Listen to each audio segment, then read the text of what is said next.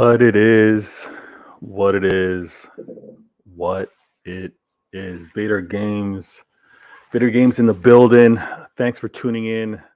Why always me? Another episode. Vader Games. If you were new to the channel, first things first, my peoples come first. Hit that follow button, hit that sub button, like, comment, subscribe. My guy Jack Lee in the building.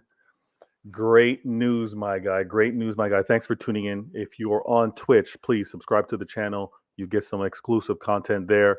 You'll definitely be able to see this video and comment on this video. And if you're following me or you're checking me on YouTube, interact with what's happening on YouTube. Thanks for tuning in, guys. A lot to talk about. You see, and I think I see you, Jean Cartier. What up, fellow countrymen? Join the nightclub. Yes, you're in the mix. Let me put these comments on screen. Thanks for tuning in, guys. It's normally I broadcast in the evening. I'm out here based in Toronto. Normally I broadcast in the evening. I don't get this interaction. It's me talking to you guys and then chopping it up and allowing you guys to enjoy the content after the fact. We're doing it live this time. We're doing it live. So please, let's start and look at the topics here. We're going to talk about Newcastle. We're going to talk about Liverpool and Tottenham. That was big news.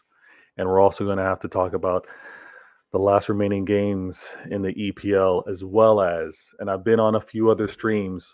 I hit the microphone, my bad.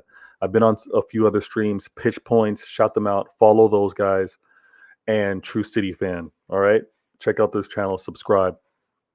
Been on a few streams. We've talked about this, but I got to talk about it myself as well. A few things I got to get off my chest. Edison, what it do on Twitch? Thanks for tuning in, guys. It's going to be a real conversation. It's going to be a real conversation. The news is huge, and I will get to the news. Trust me, I will get to the news. But we got to deal with what happened before. All right? All right, we got to deal with that. So, those questions on whether Manchester City would bounce back, right? That exit out of the Champions League and the fashion in how it happened. Could the players still have the perspective? Could the players still have the psychological strength, the mental strength to come back, put that aside, and put in a proper performance to close out this league, close out their match, especially against Newcastle? Newcastle's dangerous. They've been formidable against other teams, other big teams within the EPL. So it wasn't a foregone conclusion that City was going to do or come out through a win because of what was glooming, that dark cloud, wondering, did Manchester City obviously ruin their best possible chance at a Champions League, right? If you're looking at it as may not get an opportunity like this again, it's one thing. Could they recognize what's been missed and still have something to play for in the EPL? And the answer was against Newcastle, absolutely. Absolutely. I'm not going to minimize how damaging or devastating that loss would be from every player, right? Players that played in that match to having gotten subbed off, to players that were on the field at the time of the collapse. But the players play towards many different cups. The players playing in the Champions League, playing in the EPL, they've got to compartmentalize. They've got to know that one really doesn't affect the other in terms of wanting to be the best and pursuing it.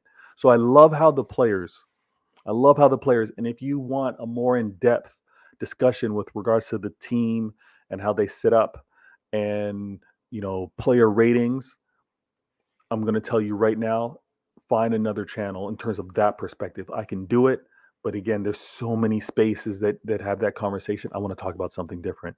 The players themselves responded. They played extremely well, right? We had Kevin De Bruyne playing. We had Silva resting. But the players themselves, in terms of what they had to do, even with regards to the back line that we had to put out there, because obviously we've come to learn Walker is out for the season. Stones is out for the season. But with Diaz, Laporte, Zinchenko, and Cancelo, that defensive line did their thing. They held their ground. They guarded that net. They kept Ederson relatively free, not busy, right? Edison's in the mix. Shout out to Tonali scoring a brace for his birthday yesterday. 2 more wins needed. He's a huge AC Milan fan. Shout out to Ederson. Yes, good looking out. 2 more wins to go. Know the feeling. There's 3 more games to be played for Manchester City. Now, the match itself was great. I love how the players responded. I love the fact that they were able to play at the level that they played at in terms of scoring opportunities, but even more importantly, just that everyone was up for it. Every player was up for it. They showed that there wasn't going to be a drop in performance, and I love that type of response. There has been a lot of talk about Manchester City and its mentality and its approach towards the Champions League and whether that would mess up with the Premier League. Absolutely not. Absolutely not. The players deserve credit with regards to their response. And I'm going to get into it with regards to the topics. You see it on the screen. We're going to talk about what players, what manager, who deserves what with regards to what happened in the Champions League, and I'm going to get to that. But the Newcastle match was absolutely great to watch. Great to watch. And it was also extremely good to see a player like Grealish get his opportunity in terms of I shouldn't even say opportunity because he's been given opportunities throughout the year, but it's also seeing that there's more that's there for him to do, right? We saw him instead of doing the I got the ball, hold up, see how I'm being defended. I saw a little more assertiveness. I like to see that. I saw him going down the sideline and challenging with a little bit of pace as well. And we saw signs of that in the Champions League, but it was good to see Sterling getting out there, getting 2 goals. Rodri getting on the score sheet as well. All fantastic. All fantastic. The thing that I don't want to be missed here is that just as important as that Newcastle match was, so will be our next match. Okay? These 3 matches, and the players know this. The players know this. The players know how important these 3 remaining games are because without a solid performance, without an understanding that the entire season rests on on a performance to close out this year with wins to guarantee winning the title, don't think that's being missed on these players. I said it on another stream, and I'm going to share that with you guys right now. The players were left alone for 2 days. Pep in a press conference said he did not talk to the players about the opportunity that they missed. He didn't talk to the players about what they did wrong or what was needed. He didn't do any of that. Pep let the players stew in it. He let the players figure it out. He let the players just, whether it was live with the blame or contemplate what went wrong, he let the players figure it out. And he brought them back and prepared them for the Newcastle match. And that approach was bang on. They delivered. On my next stream, I'm not going to do that on this one because actually there's going to be some bonus streams. Trust me, I'm going to be providing a lot more content, and thank you for tuning in. A lot of it is because of the news. A lot of it is with regards to the news, but it's also because of the season that's about to unfold. I don't take it for granted. A Manchester City fan cannot take it for granted that they have a chance of winning four EPL titles in 5 years. So they're going to need to be pushed. I'm going to be talking about the matches as they go along. So make sure you tune in and you check that out. I got to make sure I do this as well. So you guys may not believe me. You may not believe me, but I didn't watch this past match, Liverpool versus Tottenham. I would have liked to. I'll be honest with you. I would have liked to. Some rival fans are actually doing watch along. So I get it. I get it in terms of content because obviously fans of your team are interested in the results of Manchester City. So I get it. But oh man, unless it's like unless both teams are playing, I really can't do that. So I was actually running errands because out here it was Mother's Day. So on the Saturday, I'm running around getting some errands done. So I didn't quite see the match, but the performance, I can't lie, wasn't surprising. I watched highlights, okay, and I said this for a while. When everyone was doing they were speculating, they were guessing, they had all their theories with, oh, here's the remaining games. Manchester City has a tougher schedule, and here's how things are going to line up. Everyone obviously entitled to their opinion. But the one thing, and again, why always me? You guys tune in, you know it's a different perspective. I instantly looked and said, who's got the tougher list of managers to have to battle through? Who is going to potentially come up against a manager that is going to be tactically strong, right? And what jumped off at the page was this match with Conte at Tottenham. I didn't say that Tottenham would mess up Liverpool. I did say Conte would, and he did exactly that. Um, Running some errands, occasionally jumping into some Twitter spaces. I heard, rival Liverpool fans cursing out Conte for how he set the team up, right? How defensive they were, and that's what I was guessing. That's what I guessed at. That's what I guessed Conte would do. He would set them up and be defensively sure, and hit them with a counter.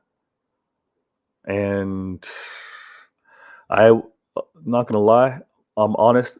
To be honest, I was surprised that it remained a 1-1. I thought he would. I thought Tottenham would have made it a tough match. I absolutely did. But we all know, and on another stream, I'll go into more depth. But if you've been in the Twitterverse, you've maybe seen some of the Liverpool tweets that I've liked or retweeted. Liverpool has an uncanny way of just having better endurance than their opponents.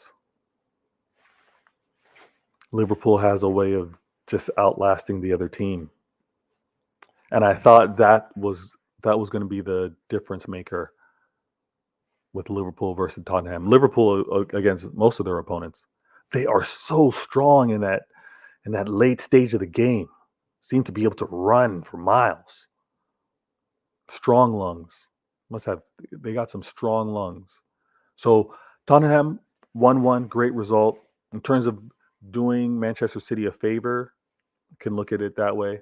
As a City fan, and I know the team, Pep is he's got the players thinking about you have to win every match. We're not going to get any favors. Whether we play first or play second, we need to win every match. And the confidence that I have with regards to the team is because the team itself it's shown this ability to still push and pursue, get to the finish line. And until they show me differently, why would I doubt it? The thing I also want to give props to is Sung. He's playing. Can't deny that. He is playing some football right now. If Conte chooses to stay, Tottenham's going to be in the mix next year. The manager's too good. Obviously, he's got to be backed by Levy and the board, but Tottenham's going to be a problem. And with Tottenham being a problem, Arsenal making the moves that they're making, Newcastle now another player in the mix with regards to challenging clubs for signings. Our rivals across the street, the Reds across the street, might have a tough go in terms of getting back to this top four race with all of these teams in the mix like this. It's going to be interesting. It's going to be real interesting.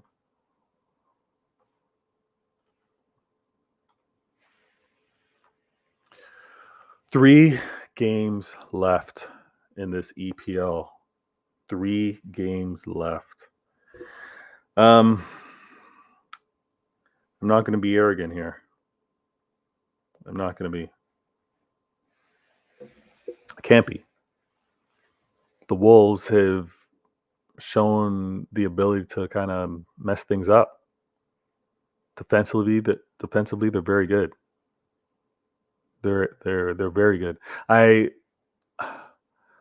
kind of question how dangerous they'll be in terms of like scoring against us, but in terms of the match, got to worry about them. And not only with regards to the 3 games, with the Wolves being the next one to happen on the 11th, but there's also West Ham, who are no longer playing for Europa. Damn it. And then there's Aston Villa. In terms of these games, there's nothing else that Manchester City has to play for other than the EPL. So in terms of the team and how it's set up, strength of squad, there's going to be no question that the best team is going to be put out there. Right? And if another slip up happens, it's not happening this week because no, actually I'm wrong. I think Liverpool does play again this week before they play in the FA Cup. Yeah, they play Aston Villa. So if there happens to be another slippage, then yeah, maybe we'll see a not our strongest 11, possibly. But if things remain the same, every game we play and Liverpool play, the best that we end up doing is being 3 points ahead, then we handle our business. We do it that way. I'm on a next show. I'll look to see exactly who Liverpool has to play. I'll do that homework there. But there's 3 games left. It's just about putting the best team possible to close us out. Liverpool, I'm assuming, has 5 games left because they have to play in the FA Cup and they have to play in the Champions League. But the Champions League happens after the EPL. Lot at stake here. Lot. And now,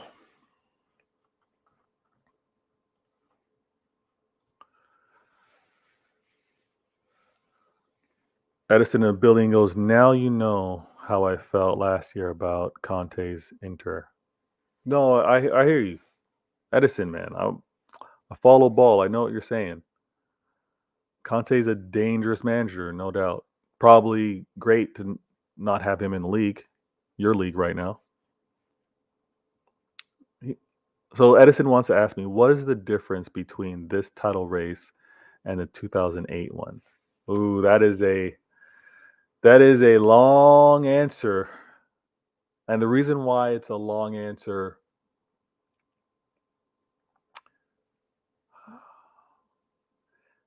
is mainly because of health. That's the main reason. In terms of like confidence, in terms of pushing through and closing out the year, winning a back-to-back, which Manchester City did, it's because of that reason. It's the health issue, and it's the health issue with regards to defensive play and obviously in the same kind of key positions. But there's really no excuse. There's no excuse for the situation we're in. We got to deal with it. But I would say that's the biggest difference. Manchester City has shown the ability, like you pointed out, Edison, in 2018, to be able to push through, have a rival constantly matching win for win for win for win, and still coming through with it. And that's what Manchester City has shown and will continue to show. I'm confident in that. So we got to talk about this. If you missed me on another stream where I did talk about the UCL exit, or even in a previous stream called Home and Away, where I actually had Mancunian, great dude, came on the show, special guest Rob, and we talked about what happened in that semifinal. Talked about from the entire game. That second leg, we talked about it in depth.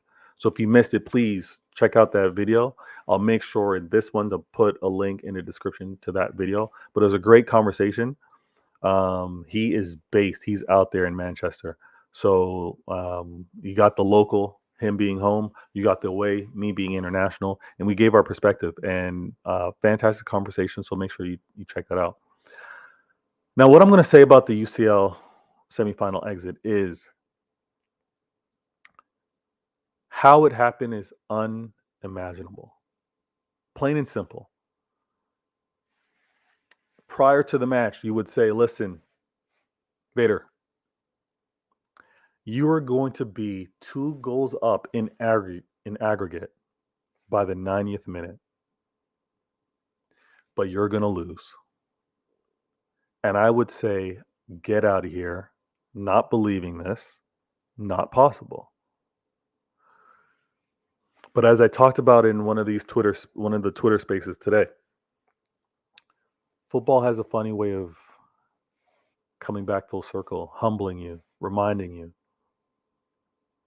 I'm sure Manchester United fans, if you told them that they were going to be winning the league because Manchester City was 2 goals down late in the 80th minute, or sorry, late in the game, the 80s, like closing out the game in the 90th minute, and needing 2 goals to be scored to win their first EPL title, Manchester United fans would be like, what are you talking about? No, not possible. Manchester United would be like, we're winning this. That's the funny thing about football. And I had to tell some of my fellow fans, like, that's how football is played. That's what happens. That's why these moments are crazy incredible. 2 goals up, and within 2 minutes, that got erased. I'm not going to. I have a very good perspective on the match, to be honest with you, because not only did I watch it fully live the first time, but I've since watched it twice in its entirety, to just get a really good understanding of what happened, how players were playing, what kind of misses throughout the game, early in the game, could have been done differently, looking at player performances, player decisions, and was it characteristic? Was it out of character? Was it due to pressure from the opposing team? Was it just nerves? It's all of the above. But it's also something that can't be ignored because nerves is a part of it. If you've played sport, if you've been in a situation, and it doesn't have to be sport related, if you've been in a situation where it was tense, or you had a nervousness, or you're in a situation that you're not familiar with, you didn't have the experience with it. Sometimes in that moment, things like flash by. They go really quickly. It feels like you can't get control of things. And the players themselves, Manchester City players, with regards to the Champions League, need to acquire more and more of that. You can't replicate it. You can't be told what to do. You can't visualize it. You have to experience it. And you have to experience the winning and the losing, because that's what needs to be absorbed to be able to deal with it. And I'll be 100% honest with you. Champions League experiences late within the competition needs to be experienced by the players, needs to be experienced by the fans, because in moments like those, you need to remain strong, you need to remain confident. Same way Manchester City fans had the belief with regards to pushing to the very last minute, and the players themselves in the very last minute to win their first EPL title. That's what's needed. That's the energy. That's the perspective. That's the mentality. And it needs to be transferred with regards to the EPL confidence over into the Champions League. The semifinal exit, as devastating as it was, as improbable of a outcome if you were told, as weird as it was, it had to happen. It's crazy. It's crazy. And it brings me to this point. Let me see this comment here. TJ, hey, choose to play for a good team, which enable him to be successful in his career. Maybe change up your title a little bit. No, I'm getting into it. I'm getting into it. Thanks for tuning in, TJ. The reason why I got to keep this title is, and I'm breezing through this. Thanks for being on the channel. I need to talk about what happened, as well as getting into this. Haaland, amazing news, and we're gonna get into that heavily. Trust me. But who deserves blame? And I'm not going to spend a lot of time on this. If you disagree, hit me up in the comments. There's going to be other shows that you're going to be able to interact with me. And thanks for tuning in. If you're new, hit that follow button. Like I always say, first things first, my people comes first. Hit that follow button, subscribe. Follow me on Twitch as well. Twitch is the content that you're able to actually help me as a help as a channel. I'm not always on YouTube. My late broadcasts happen on Twitch, and then I transfer them with some highlights on YouTube. But if you want to catch it live, you catch me on Twitch.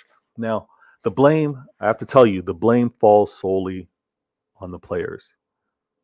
The decisions made to close out that semifinal was just that. Close out a semifinal 2 goals up on aggregate. Pep made the proper changes. Players, and again, I watched it 3 times. Players did not make the decisions that they routinely make. Players either got caught up in the moment but made some poor decisions and resulted in not having the same possession that we're accustomed to having. So odd, so weird.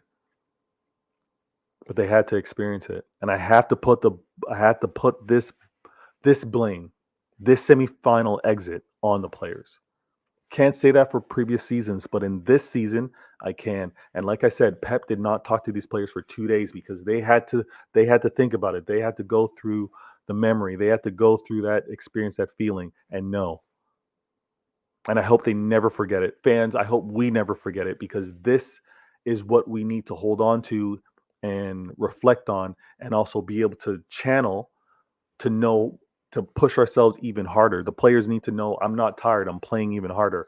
I'm um, uh, I'm going to be just as quick, just as aggressive late in games, because if I do anything less, I'm going to get a result like I did in that semifinal. Hopefully they remember that.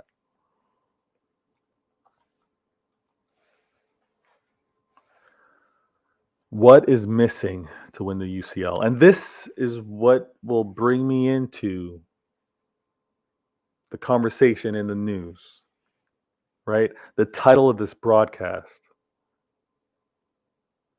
Erling Haaland, or Erling Haaland. Haaland. I think it's Haaland. I want to say it right.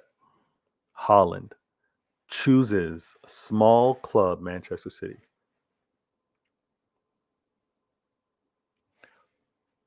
One of the most wanted, most targeted young player in the world chose to go to small club Manchester City. He did not go to the big clubs.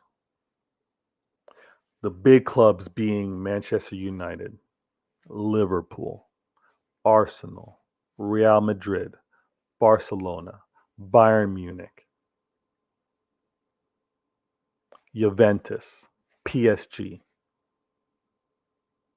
He did not go to the big club. Erling Haaland, arguably, many would say Mbappe, Haaland, Mbappe. This young man, bright future, chose to go to small club Manchester City. Now,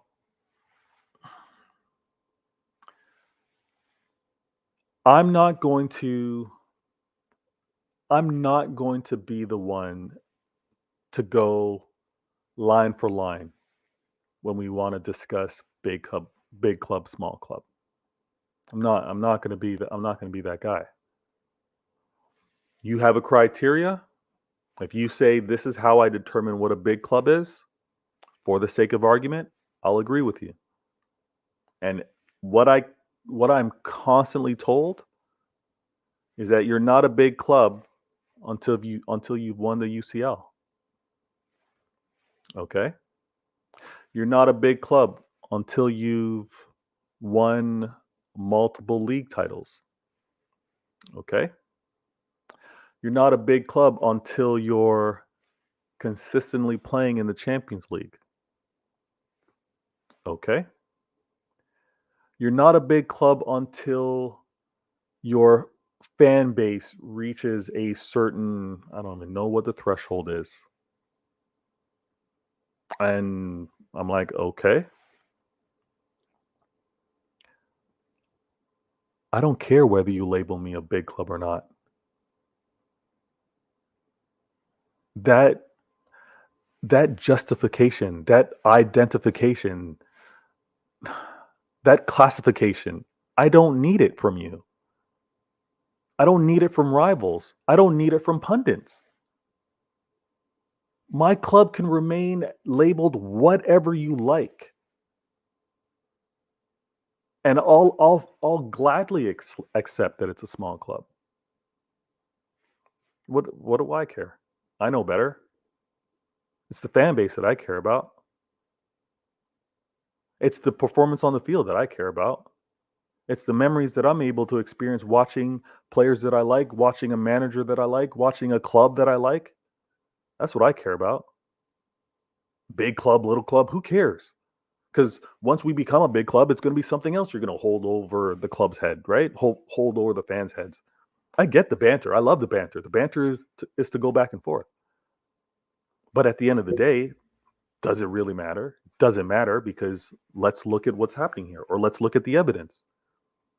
Because the criteria of what people are saying is the criteria that's set out there on what is a big club, I often see different actions, different results proving that what you're saying should be a big club, and what's happening out here is kind of showing that we're a big club, even though it's not meeting your criteria. Let me put a break in this rant a little bit. Let me look at these comments. 1 second, guys. Sorry about this. Rob's in the building. Thank you. Thank you. Hello, my friend Rob. Like I said, Rob graced me with his presence on the home and away debut episode, which we did last week. Love the response. Looking forward to having another show, actually, and maybe with regards to this signing. And you know what? One thing, you know what? Let me save it. Let me save it. Let's not talk about it on the show. I see you, Rob. Thanks for tuning in. I love it. He also goes, "Are you talking about?" No, I am not. But that will be a conversation that we should have. That should be a conversation that we should have. My guy, Rob. So, as you saw by the title, guys and girls, Manchester City, from pundit to rival fans, and even some internal fans, is not a big club. Manchester City is not a big club. Okay. I need to talk about why it doesn't matter. Or let me say it a different way. It does matter. It does matter that Manchester City isn't a big club, because it now points out that Erling Haaland coming to the club did it for the project.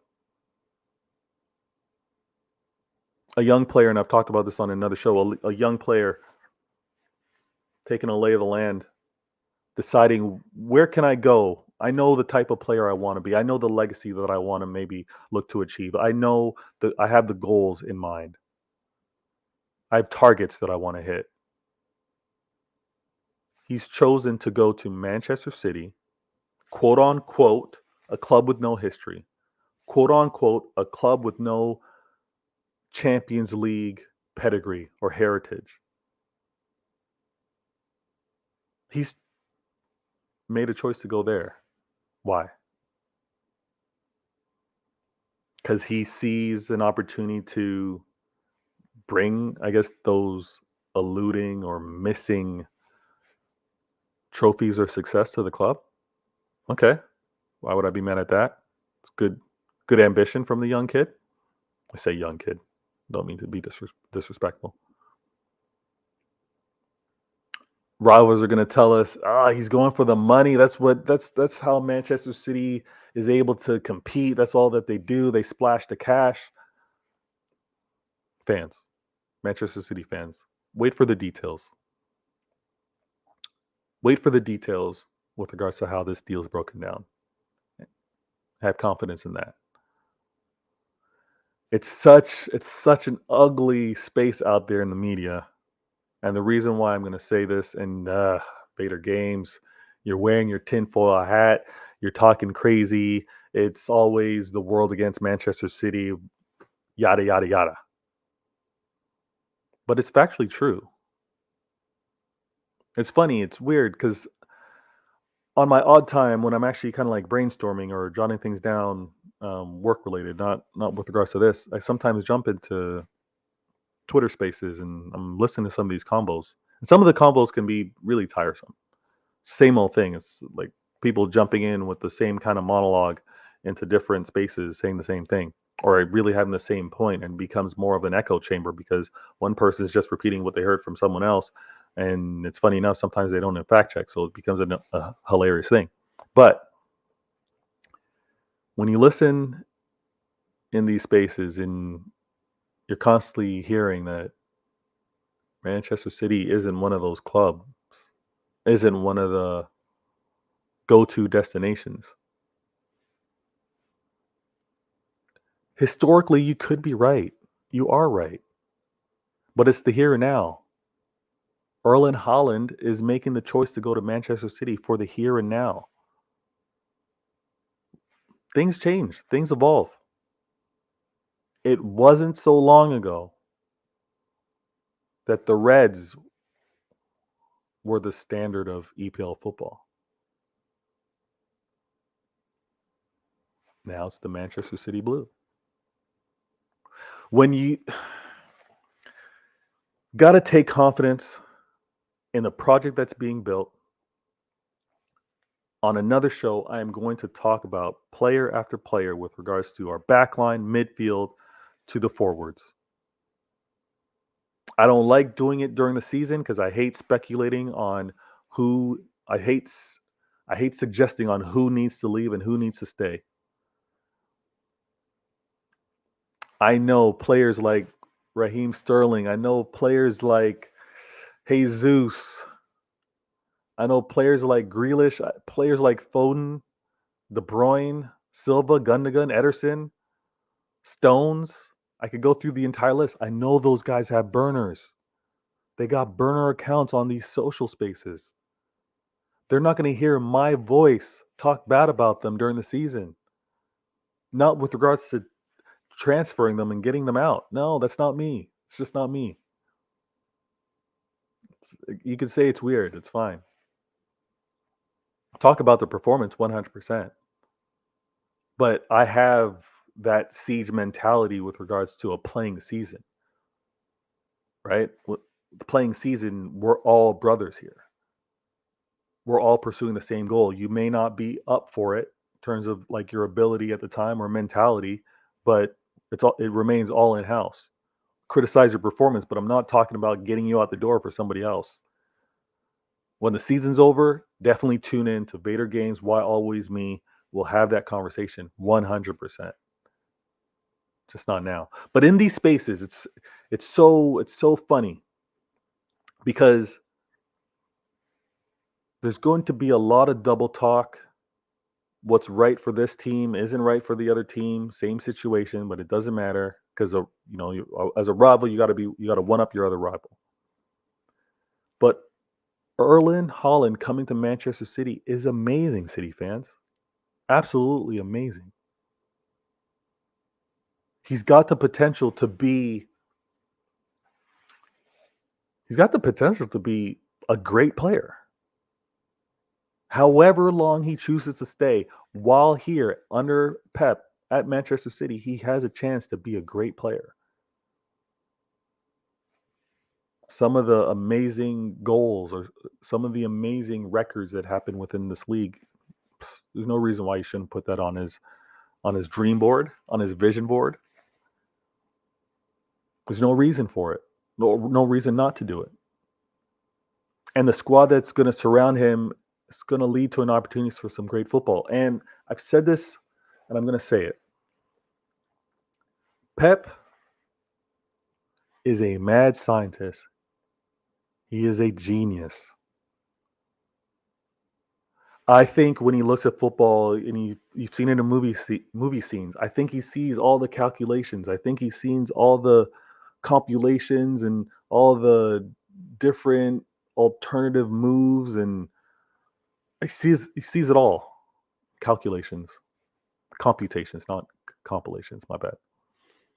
But I think Pep sees all of that. And if there's a manager that's going to say, I want to see if I can have my club score 100 points, it's him. If there's a manager that's out there saying, I want to see if I can coach the perfect right back, have the perfect right back performance in a game, it's him. If there's a manager that's going to want to create the best build up from the back choreography, it's him. It's crazy, it's weird, but that's how I think of Pep.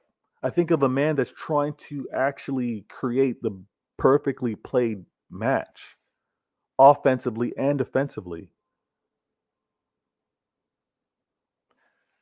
There's going to be a lot. There's going to be a lot to be excited about for next season. There's a lot that goes into actually having a great season. Health, we know. Players, we know. Mentality, we know. One thing, not to get too ahead of ourselves, but we're playing in a season right now where the players are trying to get back-to-back EPL titles. Not easy to do. Short list. I believe only 11 managers have done it throughout the EPL history. Could be wrong on that, but it's a short list. And actually, it's an even shorter list of how many managers were able to get their team to do a three-peat. So when we think about, and I don't want to think about next season, but I'm gonna leave that with you guys, just in terms of like chilling out, calming down, because maybe you get into these spaces, you want to keep your chest out, and you want to talk about next season. It's not easy to do a three-peat, guys. It's not easy. There's no shame in just having that perspective, but a three-peat is incredibly difficult to do. Pep's the manager that I think is going to give us as fans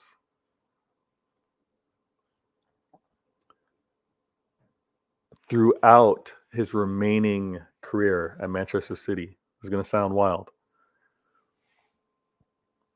but I think Pep is going to give us, Manchester City fans, the perfect season. Whatever the perfect season in your mind is, you close your eyes, you dream, you daydream, whatever you think that perfect season is, I think Pep delivers that. I think he will get to the point. I'm not saying he's doing it next year. Settle down, take it easy. Gets the trust of these players, because players got to trust the manager. Managers got to trust the player. Pep's going to deliver the perfect season. Maybe I'm gassed. Maybe I'm too gassed up. I'm too hyped up. Maybe that's what it is right now. But I think that's. Let me get to the comments. Let me get to the comments that might settle me down a little bit. Oh, we got Ali goes Rob on a YouTube video. It had Martin in the thumbnail on all reactions to the Real Madrid Manchester City game on all city channels. For real. Okay. That's interesting. Oh, Rob says he saw that. Rob goes, I want Vader to get big. Yo, appreciate it. Vader is so sensible and deserves to be heard. I appreciate that, Rob. I really do. Thank you so much. We should keep Pep until he wants to stay. Hey, I agree. I agree. One of the comments out there is we keep Pep as long as he wants to stay. And that's going to lead me to this conversation. Okay. Great segue. Ali, thanks. I talked about what's missing. And with regards to this season in particular, injuries along our fullbacks, unfortunate. Not replacing Aguero, not replacing Ferran Torres, unfortunate. Business decisions at the end of the day, right? The board, they made those decisions. I'm assuming they have targets. They're managing the numbers, they're managing the books, they made their decision. That's what's missing in terms of completing the UCL. You need a complete team. You need to be able to lean on every player to pursue such a goal, right? Now, with regards to Pep and him staying at Manchester City, and I've heard this in the social spaces, in some of these spaces, questioning Manchester City fans, questioning the club with its ambition and pursuit. Complete nonsense, but again, they're rivals. Why should I expect anything less? Rivals are out there. It's their nature. It's not a rival's nature to be supportive and have the right viewpoint.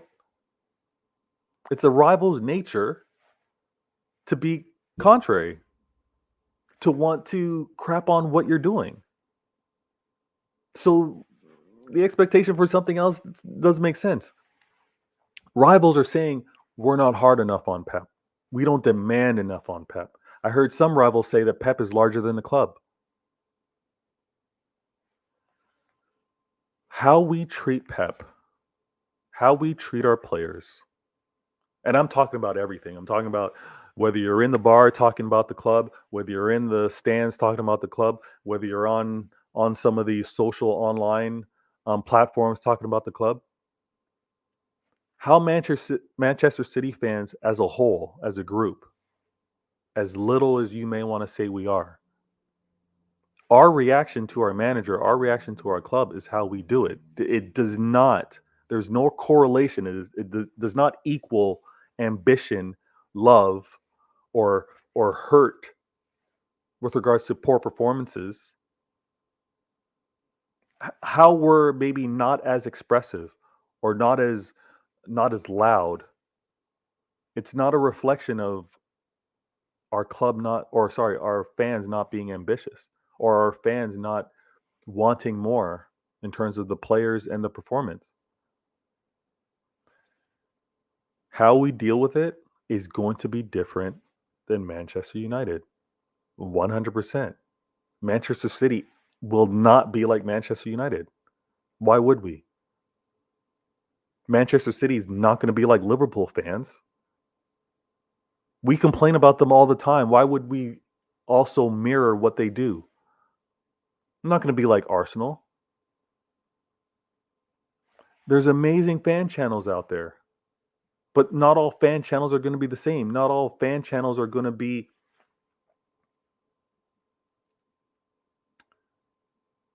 I'm going to stop myself actually, because there's no right way of saying this. How we criticize our club, our manager, our players is how we do it. But because it doesn't mirror what the rivals do, it's not one's wrong, one's right. It is not one's wrong, one's right. If you guys have heard this for the first time, I'm educating you. If you've heard it before, cool. Whether you choose to believe me, that's another thing. Manchester City fans want to be successful, and it starts at home. It starts at home, from the men's team to the women's team to the youth team. Want to be successful. There's no doubt about that. But it starts locally first. More unique than any other club in this day and age, Manchester City want to be great at home. And as a club, if you want to talk about the club in terms of global presence or global success, yeah, okay. It's young. And for it to pursue things greater or larger, it starts with confidence at home first. So the building of the success of a Mancini, Pellegrini to Pep, whereas Pep is the first manager for repeat title wins, back-to-back title wins. You build off of that success, you grow confidence, you know that you're the best at home. So yes, why can't I be one of the best abroad? How is the expectation to not be one of the best at home and then arrogantly think that you're now the best abroad? It doesn't quite work that way. If you guys are new to the channel, hit that follow button again. First things first, my peoples come first. My Manchester City people come first. Rivals, you support the channel. You know what it is. If you continue to follow, I'm going to share a lot more about myself. You know this. We're going to build off this relationship. I'll know more about you via comments. You'll know about me via these videos. I have an athletic background, track and field to be specific. It's no different than any other sport. I cannot confidently say I am the fastest. I would not confidently say that I'm the fastest in my country before I'm the fastest in my city. And after that, I'm not going to confidently say that before I become the fastest in my province or state. That's how it builds, and that analogy reflects on Manchester City. The dominance that's happening domestically is needed, because then it's like we're the big dogs here, and we're also going to prove it on the world stage. So, City fans, remain confident in the club and the team and the manager. Build off of it. Don't let these rivals tell you that your ambition isn't big enough or it's not aggressive enough. Your timeline's you're too patient. We don't want the turnstile turnover in terms of managers. Look at Manchester United. They were the North Star, right? They were the pinnacle. They were the example of how to do it with regards to the English Premier League. They had one manager for damn near 2 decades, almost 3 decades. That consistency is a huge reason for success. And if you want to do it efficiently, economically, that's how you're going to want to do it to keep some consistency, to keep a pattern of development throughout the years. Cost less that way. Other clubs, Chelsea in particular, can turn over managers, smash and grabs, different of styles that may not be properly understood or broken down by other rival clubs. So yeah, they can get that quick burn and get those wins, which they've been able to do, not taking anything away from them. That's their style. It's a costly one though. If you want to choose to do that model, be free to do it. How many clubs do that model? Manchester City has their model. It's going to be done this way. Don't let rivals tell you that it's wrong. And don't let any rivals be able to say that our ambition isn't up for it.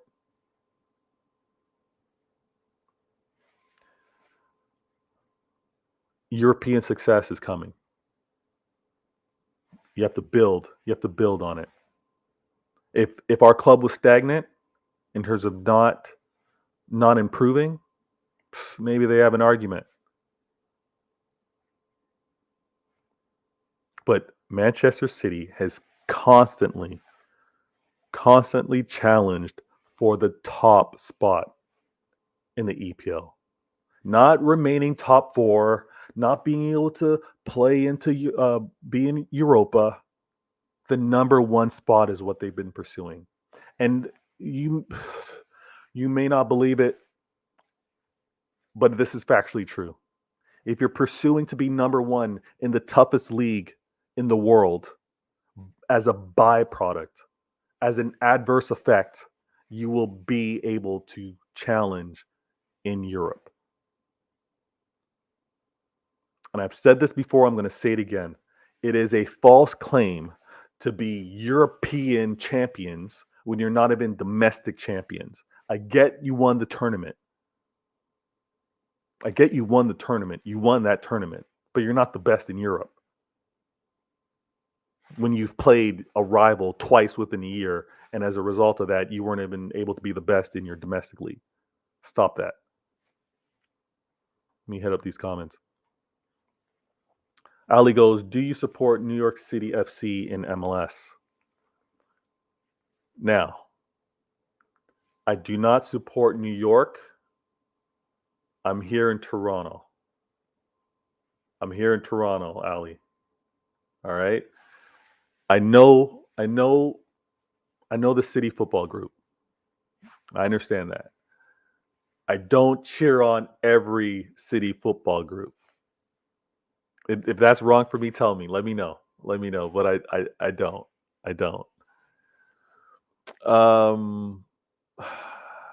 There's something else I wanted to tell you guys before I go. Edison with a comment, he goes, I see a lot of Milan fans hating on City because they spend money. I defend City because Milan was like Man City in the late 80s and 90s. It's Edison, you're absolutely right. There's like a lot of inconsistency with regards to spending, right? Because if we really go back to some of the legacies that these clubs have had, right? It's spending. Real Madrid fans, let me tell you guys this. And let me know if I'm wrong. Real Madrid would be Manchester United or Liverpool. Sorry. Let me say it a different way. Manchester United or Liverpool would be Real Madrid if that club was established in Spain. Real Madrid was blessed by the football gods to be created in Spain with that climate.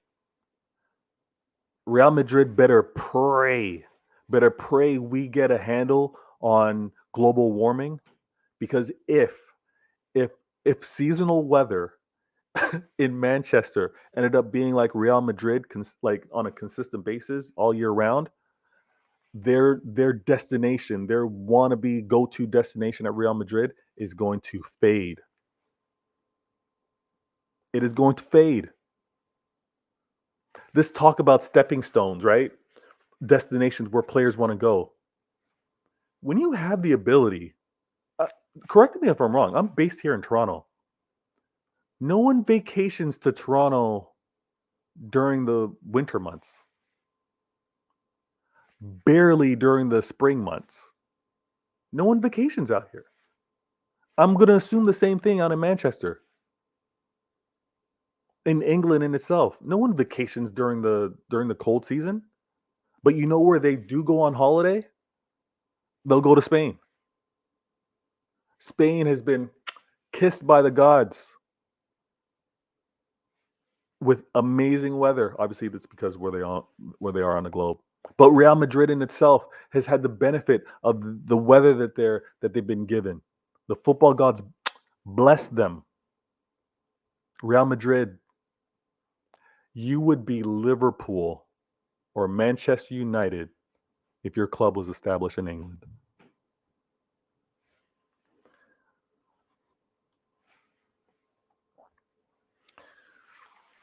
I'm gonna thank everyone for tuning into the show. If you're new, hit that follow button, subscribe, share. I'm gonna do my best to chop this up and provide highlight clips, highlight videos for you guys to consume at another time. Let me say this. Be encouraged by the amazing news. I think it's the first of many. This Erling Haaland news is amazing. Required a lot of work, um, and it's great. It's great with regards to the club. Okay, small Manchester City has one of the best players in the world wanting to go to it. We're a small club, but one of the best players in the world is choosing to come to this club. It's amazing. So be proud of that. Also, recognize we got 3 games left, 3 important games. We're not letting our foot up off the gas. We got to close out this because it is that important. The media darlings of Liverpool have had so much hype around it. Let's put a spoiler with regards to this quad talk, right? And let me also say this. Oh, let me 1 second. Let me see this comment. Oh, big ups, big ups. Good looking out, Ali. Now, let me say this.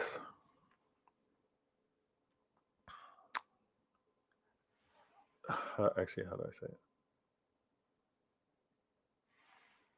Oh man, I lost my train of thought.